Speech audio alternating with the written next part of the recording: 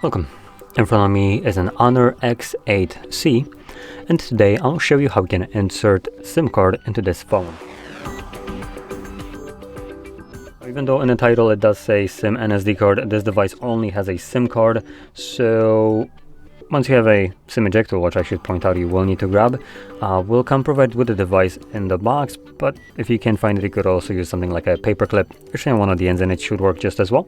But once you have either one of those, you can then pop out the tray, which is located on the top left side of the phone.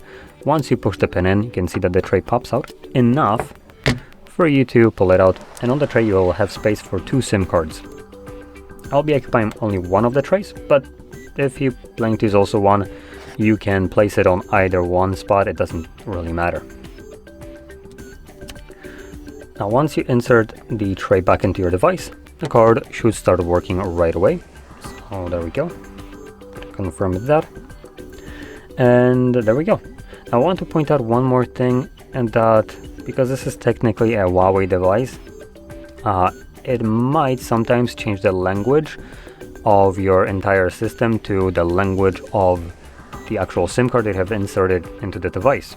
So if you might be living in a country where you don't speak the language where you live, and you use their SIM card, you might have your device right now in a completely wrong language that you just don't understand.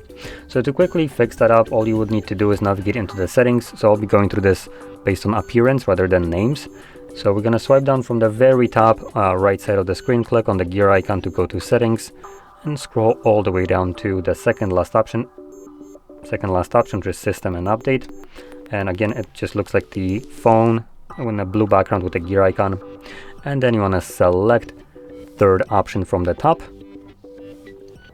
and first one, and then just add language, which will be the option without these kind of like bars to move it around, and find the language and then add it. Anyway, if you found this video helpful, don't forget to hit like, subscribe, and thanks for watching.